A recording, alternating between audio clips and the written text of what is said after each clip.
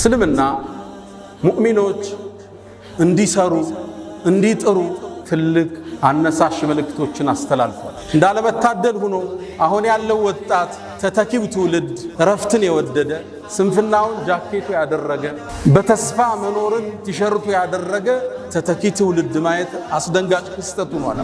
የአላህ ምርጥ ባሮች የሚገኙት የሥራ ሜዳው ላይ ነው። ሪጃል አላቸዋል። የኔ ጀግኖች ባሮች እነዚህ ናቸው። ላ ቱልሂህም ቲጃረቱን ወላ በይዑን አን ዚክሪላህ የያዙት ቲጃራ የትኛውም ሥራ ወላ በይዑን መግዛትና መሸጥ አላህን ከማስታወስ ማያዘናጋቸው። የት ነው የሚገኙት? ሥራ ላይ ናቸው። በላብ ነው የሚያድሩት። የዘመድ ብር ከአሜሪካ ይጠብቁ። ከናት ኪስ ተወስዶ ጫት ተቅሞ አይታደርም። ሪጃል አላቸዋል። የኔ ጀግና ባሮች እነዚህ ናቸው። ንግድ አላህን ከማስታወስ ማያዘናጋል። ግን የት ውስጥ ነው ያሉት? ንግድ ውስጥ ነው ያሉት። እስልምና ሰርቶ ማደርን ትልቅ ትኩረት ነው የሰጠው። ሐታ ዛሬ ያለንበት ቀን ሳምንታዊ ዒዳችን ነው የውሙል ጁምዓ። በዚህ ቀን እንኳን ስራ እንድንሰራ እስልምና ትልቅ ማነሳሻን አድርጓል። ስራ አድካሚ ነው። 10 ሞክረህ አንድ ነው የሚሳካል። 10 ፕሮጀክት ሞክረህ አንዱ ይሳካል። እንዲህ ነው የንግዱ ዓለም የሚኖር። አንዱ ሲወድቅብህ፣ አንዱ ስታክ ሲያደርግ፣ አንዱ ስትነሳ፣ አንደኛው ላይ አላህ ይረዝቃል። ስራ መልፋት፣ በላብ ማደር ወጣቱን ልናስታውሰው ግድ ይላል። ዑስማን የነቢዩን 2 ልጆች ያገባ ዙኑረይን ዑስማን ቀብር ሲያይ እንባው የማይቋረጥ የአላህ ባሪያ ነበር። ዑስማን ሌሊቱን ሙሉ ቁርአንን አኽትሞ የሚያድር የአላህ ምርጥ ባሪያ ነበር። ዑስማን ነቢዩ ዓለይሂ ሰላቱ ወሰላም በተደጋጋሚ የጀነት ያሉት ነው። አንድ እናታችን አይሻ ምን ትላለች? ነቢዩ ዓለይሂ ሰላቱ ወሰላም ባታቸው ተገልጦ ነበር። ሁለቱ ሰብሰብ ባረጉትና ተስተካክለው ቁጭ አሉ። ወጥተው ሲሄዱ እናታችን አይሻ ጠየቀች፣ የአላህ መልእክተኛ ለአቡበክርና ለዑመር ያላሳየውን ለዑስማን ምን ነው እንዲህ አይነት እንቅስቃሴ ያረግ ካለቻቸው ነቢዩ መሐመድ ሰለላሁ ዐለይሂ ወሰለም አላ አስተሕይ ሚመን ተስተሕይ ሚንሁል መላኢካ መላእክት ከሚያፍሩት የአላህ ባሪያ እኔ አላፍርም እንዴ አልጠነቀቅም? ዑስማን ማለት ይሄ ነው። ግን ደግሞ ተወዳዳሪ አሁን ድረስ ያልተደረሰበት ነጋዴ ነበር። የንግድ አቅሙ ትልቅ ነው።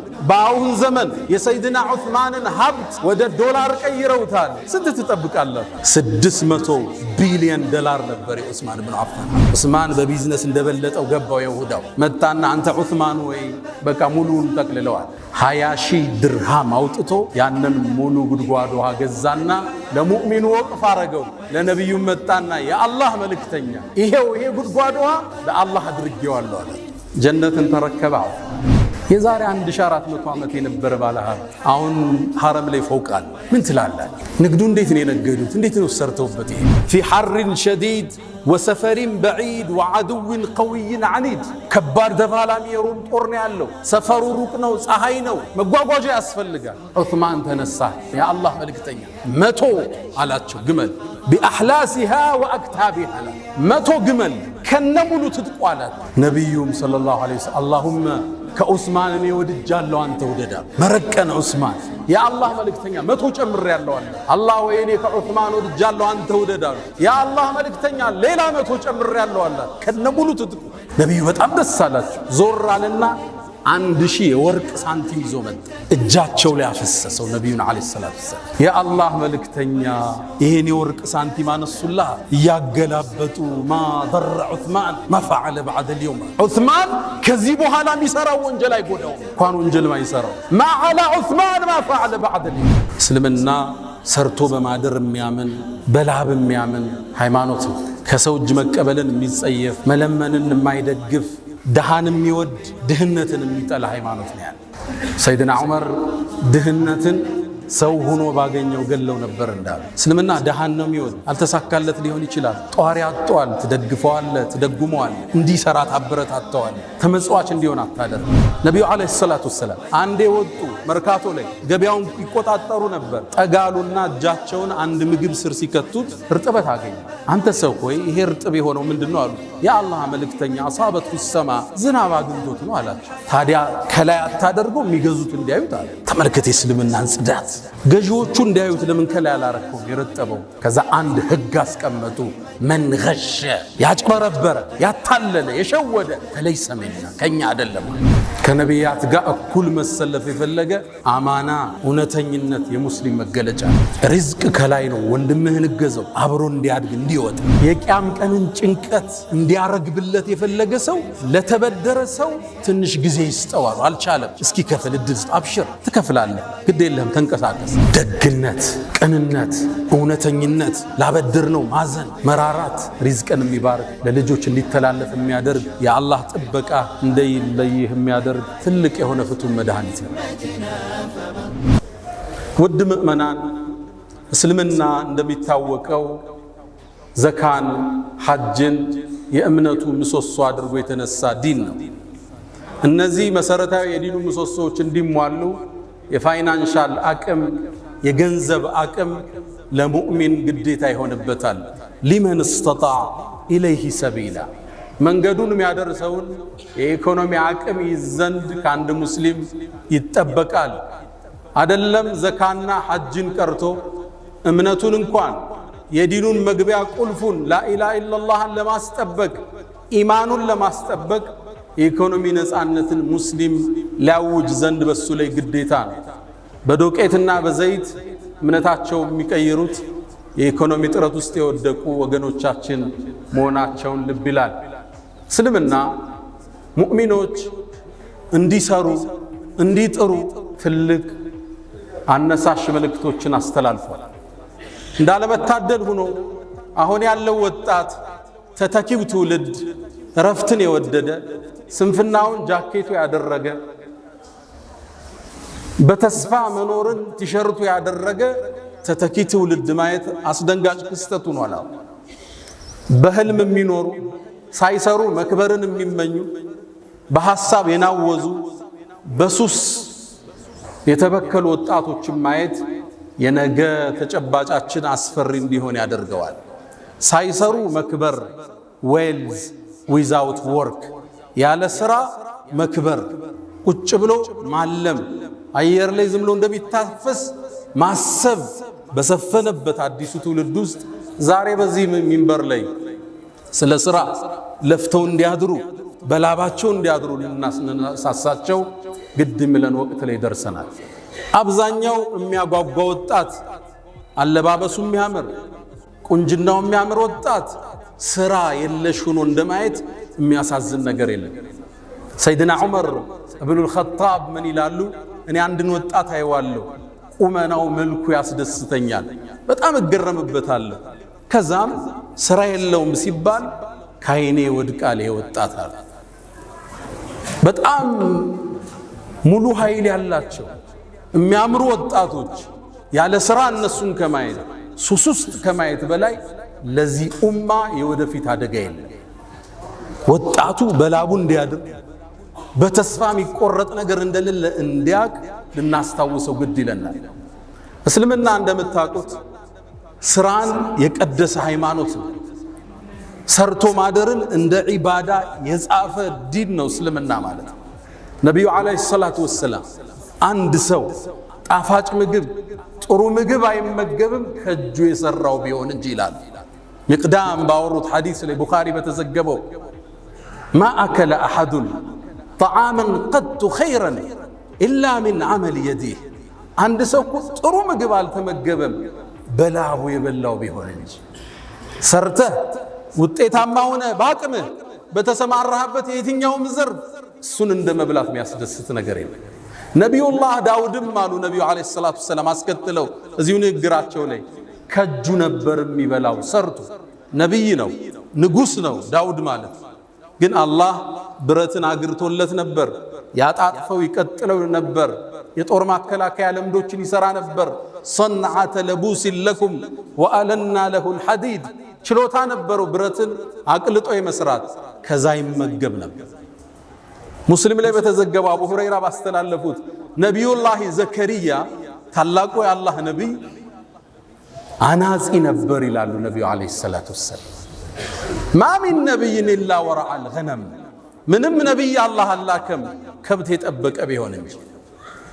ሰርተው ያድሩ ነበር ነቢያቶቹ። ለዛ ነው ለተከታዮቻቸው እኛ ምን ክፍያ ጠየቅናችሁ እንደሚሉ ክፍያ አልፈለጉ። አጀራቸው ከአላህ ነው። ዱንያን ሰርተው ያድራሉ፣ ዲኑን በነፃ ያከፋፍላሉ። እስልምና ስራን ትልቅ ቦታ የሰጠ ሃይማኖት። ቁርአን ላይ ሱረቱ ሙዘሚል ላይ አንድ ነገር እናገኛለን። መሳ ለመሳ ሁለት ትላልቅ ዒባዳዎችን አላህ ጠርቷል። ወአኸሩነ የድሪቡነ ፊል አርድ የብተጉነ ሚን ፈድሊላህ ወአኸሩነ ዩቃቲሉነ ፊ ሰቢልላህ አላለ። ሁለቱን መሳ ለመሳ ጠራቸው። ከፈሎቹ አሉ በምድር ተበትነው የአላህን ሪዝቅ ለመፈለግ በንግድ የወጡ፣ ሌሎቹ ደግሞ አሉ በአላህ መንገድ ትግል ለማድረግ የወጡ።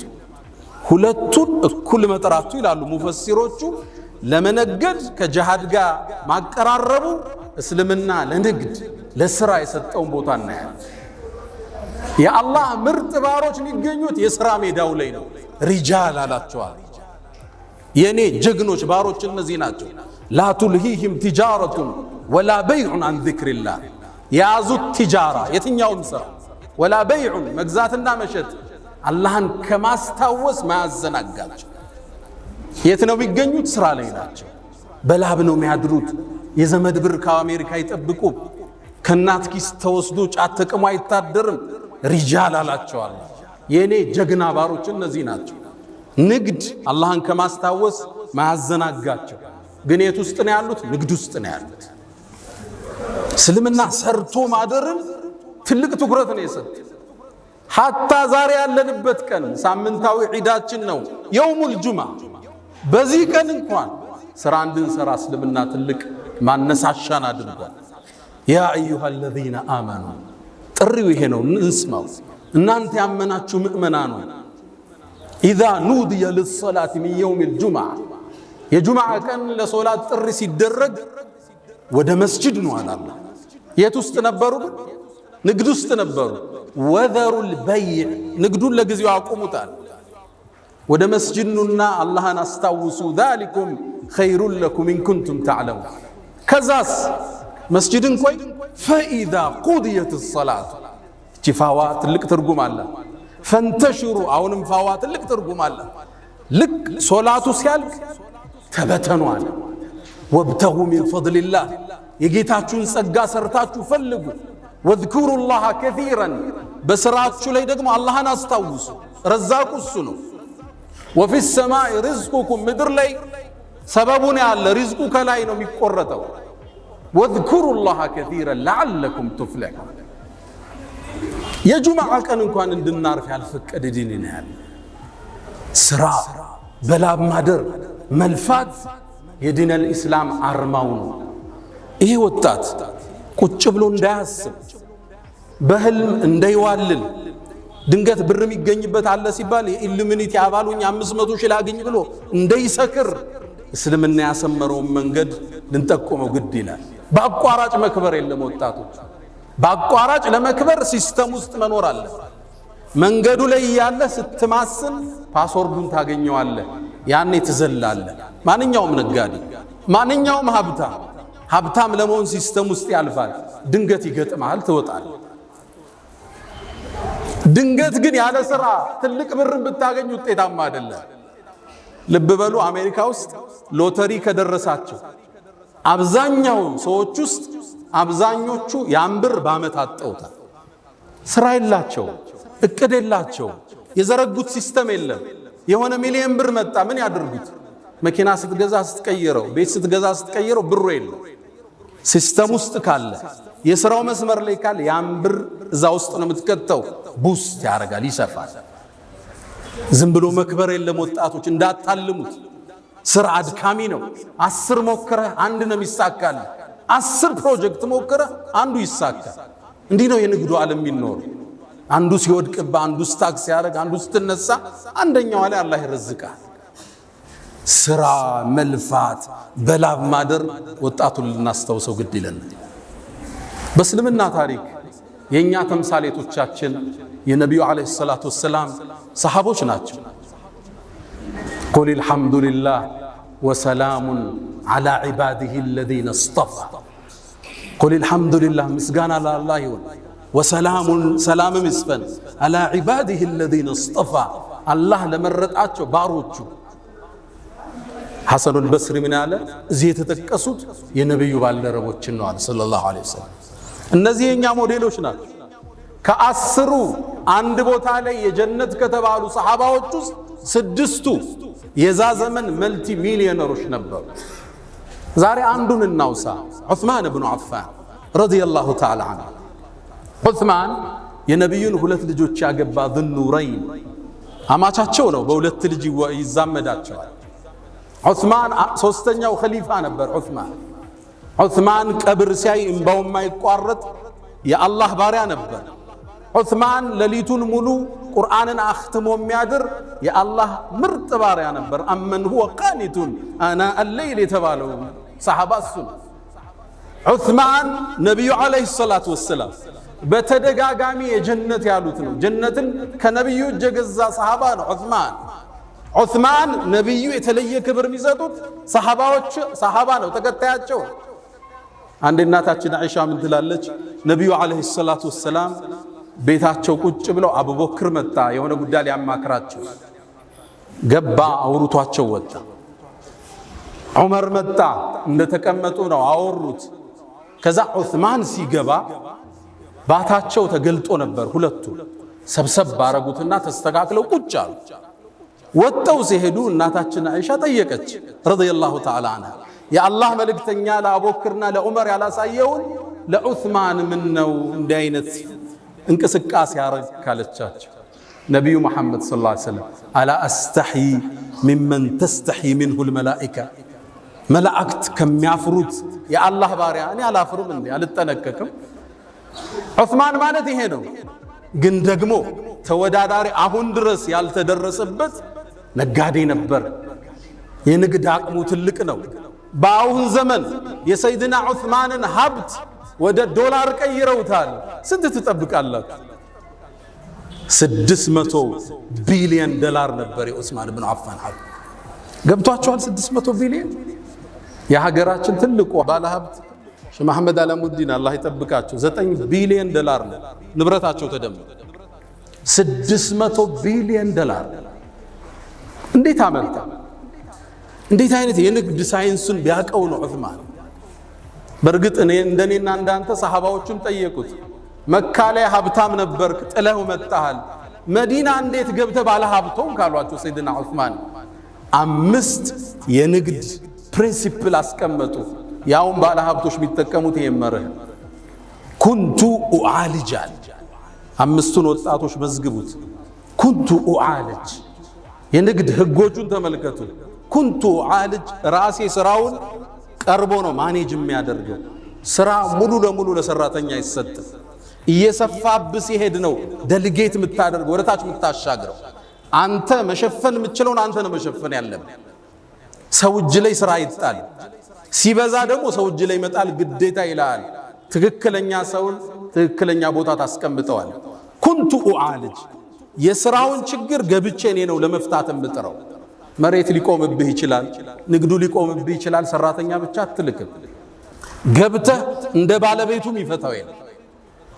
ያወጣኸው እቅድ በትክክል መፈጸሙን መከታተል የባለቤቱ ኃላፊነት ነው። ያወጣኸው ፕላን አለ። የመጨረሻ የማኔጅመንት ፕሮሰሱ ኮንትሮሊንግ ነው። በትክክል በቅዱ መልክ ሄዷል መከታተል አለ። ኩንቱ ኡዓልጃል ስራውን ራሴን ምገባበታ። ሲሰፋ ነው ለሰው የምትሰጠው።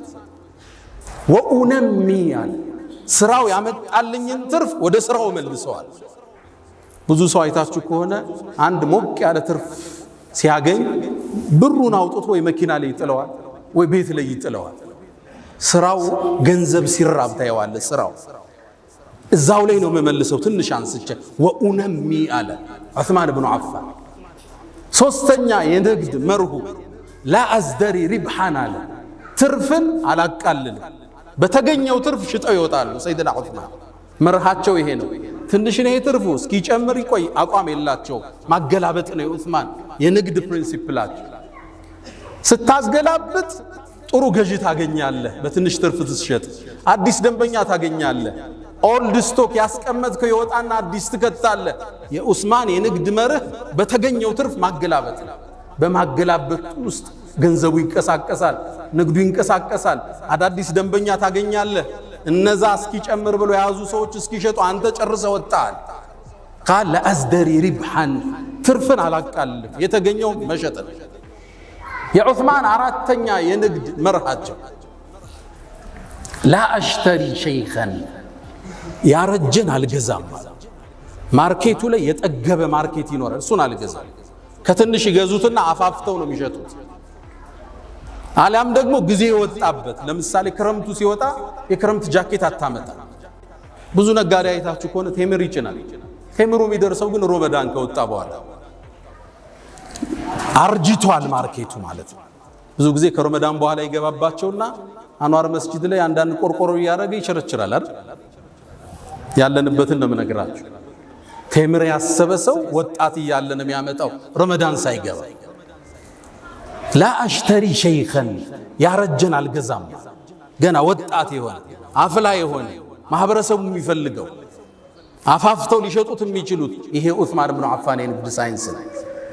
አምስተኛ ወአጅዐሉ ረእስ ረእሰይን፣ ንግድ ላይ አንድ ቦታ ብሬን አላፈስም እበታትነዋል።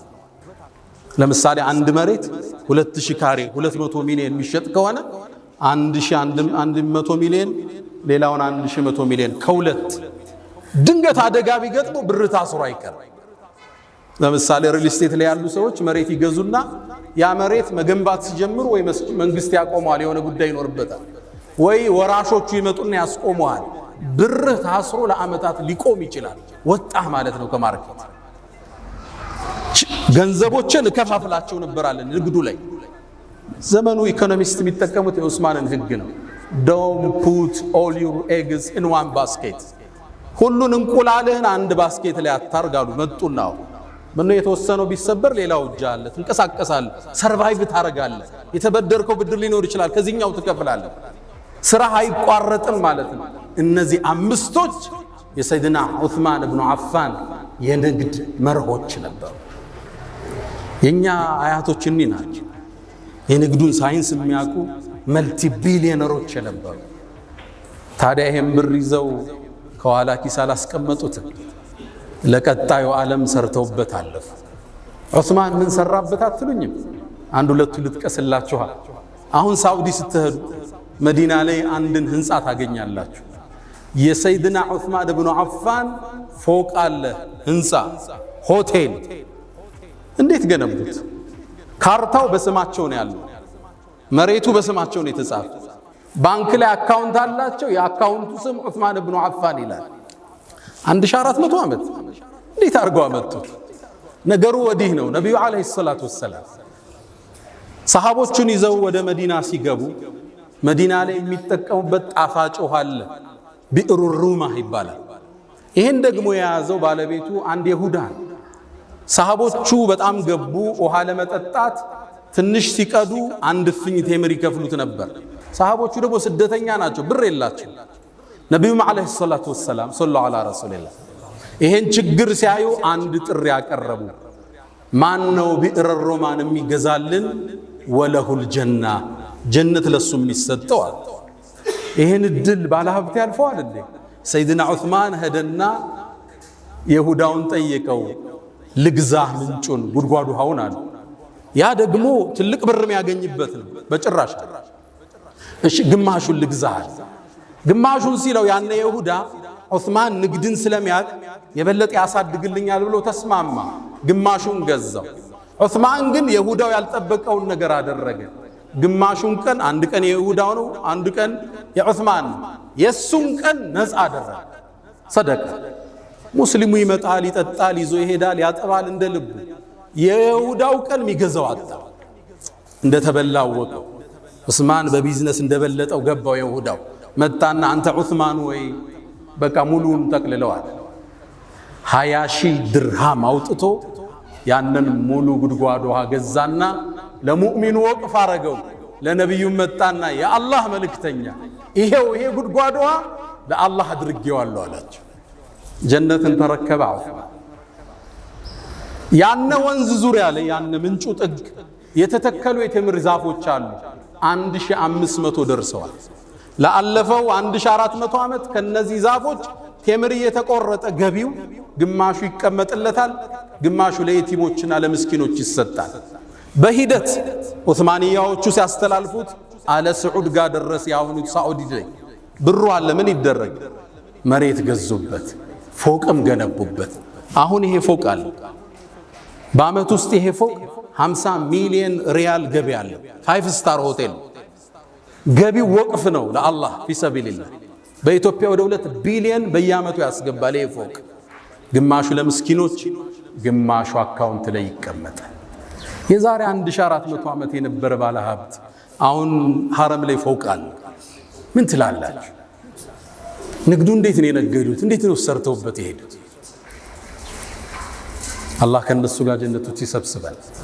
ትልቁን ማዕረግ ያገኘበትን ክስተት ልንገራችሁ። ነቢዩ ዓለይሂ ሰላቱ ወሰላም እንደምታውቁት ከሩሞቹ ጋር የመጀመሪያ ያረጉት ፍልሚያ አለ። ገዝወቱ ሙዕታ ላይ ኻሊድ ሰራዊትን ይዞ ተመለሰ። ሩሞቹ ሙስሊሞችን እንደሚዘምቱ ሲታሰብ መልእክተኛው ዓለይሂ ሰላቱ ወሰላም አሁን ከአረብ ውጭ የሆነ ጠላት መጥቶብናል፣ ሰራዊት ላስታጥቅ ብለው ተነሱ። ይህን ዲን ለማጥፋት ያልተሞከረ የለም፣ ከመነሻው ሊያዳፉ። ከዛም ሰራዊት አደራጁ። ሰራዊቱን ካደራጁ በኋላ ትጥቅ ጎደላቸው። ፈረስ የለም፣ ግመል የለም፣ ጦር የለም፣ ጋሻ የለም። ምን ያርጉት? ሚንበራቸው ላይ ወጡና ምን ዩጀሂዙ ለና ጀይሽ አልዑስራ፣ ሰራዊቱን ማን ነው የሚያስታጥቀው? እናንተ ባለ ሀብቶቹ ያሉ። ወደ ተቡክ ለመሄድ 700 ኪሎ ሜትር ፊ ሐርን ሸዲድ ወሰፈሪን በዒድ ወዐድውን ቀዊይን ዐኒድ፣ ከባድ ተፋላሚ የሩም ጦር ነው ያለው። ሰፈሩ ሩቅ ነው፣ ፀሐይ ነው፣ መጓጓዣ ያስፈልጋል። ዑስማን ተነሳን የአላህ መልእክተኛ 100 አላቸው ግመል ቢአሕላሲሃ ወአክታቢሃ አላቸው። 100 ግመል። አሕላስ ማለት ጀምዕ ሕልስን፣ አሕላስ ማለት ለጦረኛ ሰይፉ፣ ጎራዴው፣ ጋሻው፣ ሁሉ ነገሩ ትጥቁ አሕላስ ይባላል። አክታብ ማለት ደግሞ ይሄ ጦረኛ የሚመገበው ምግቦች ናቸው፣ ልብሱ፣ ምግቡ ምናምን። 100 ግመል ከነሙሉ ትጥቁ አላቸው። ልብ በሉ 100 መኪና ማለት 100 መኪና የሚሰጥ ባለ ሀብት አለ። እንዲህ ቆራጥ ይሆናል ለአኺራው የሚያሻግር።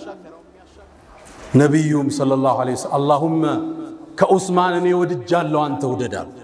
መረቀን ዑስማን የአላህ መልእክተኛ 100 ጨምሬያለሁ አለ።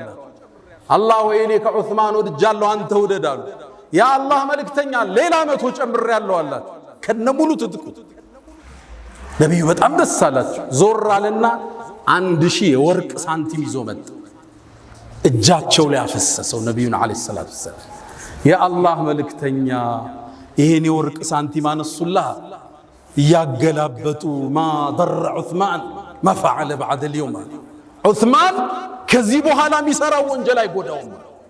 እንኳን ወንጀል ማይሰራው ማ ዐላ ዑስማን ማ ፈዐለ በዐደ اليوم የፈለገውን ይስራ፣ ከዚህ ሐሰና ጋር የሚጋፋ ወንጀል አይመጣ። መረቀን ዑስማን። ከዛም ተመለሰና 300 ላይ ቆመ፣ 900 አደረሰው። 50 በሬ ጨመረበት። የሰጠው ማለት የሰራዊቱን አብዛኛውን ፓርት የሸፈነው አንድ ባለ ሀብት መልቲ ቢሊዮነር ዑስማን ብኑ አፋን። ቀደምቱ ትውልድ የእስልምና ስዕል በትክክል ገባቸው። ከሰው እጅ መቀበል ተጸየፉ።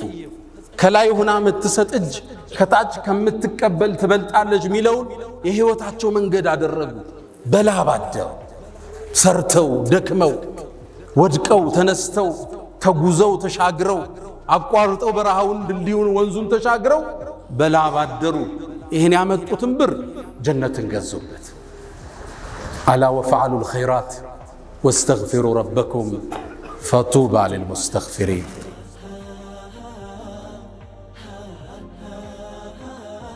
ነጋዴዎች ሰደቃ አነሳ። ሰደቃ በላን ይመልሳል፣ የታመመን ያድናል። ሌሎች እንዲደራጁ እንፍጠር፣ ስራ እንዲጀምሩ እንገዛቸው። ዘካዎቻችን ሰደቃዎቻችን ሌሎችን ለማውጣት ነገ ዘካ ሰጪ እንዲሆኑ እንገዛቸው። ያ መን تحبون النبي محمد صلوا عليه وسلموا طول المدى فصلاتكم وسلامكم نورا لكم بأمسكم وبيومكم ولكم غدا. إن الله وملائكته يصلون على النبي يا أيها الذين آمنوا صلوا عليه وسلموا تسليما. اللهم صل على محمد وعلى آل محمد كما صليت على إبراهيم وعلى آل إبراهيم، وبارك اللهم على محمد وعلى آل محمد كما باركت على إبراهيم وعلى آل إبراهيم في العالمين إنك حميد مجيد. اللهم أعز الإسلام والمسلمين وأذل الشرك والمشركين. اللهم احمي حوزة الدين. اللهم وحد صفوفنا وتول أمرنا. اللهم لا تدع لنا في مقامنا هذا ذنبا إلا غفرته، ولا هما إلا فرجته، ولا دينا إلا قضيته، ولا عسيرا إلا يسرته، ولا مسجونا إلا فككته، ولا مريضا إلا شفيته، ولا غائبا إلا رددته، ولا حاجة من حوائج الدنيا والآخرة إلا قضيتها يا أرحم الراحمين. اللهم انصر أهل غزة العزة. اللهم انصر الإسلام والمسلمين. اللهم اشف صدور المسلمين. اللهم ربنا آتنا في الدنيا حسنة وفي الآخرة حسنة وقنا عذاب النار. ألا فأقم الصلاة.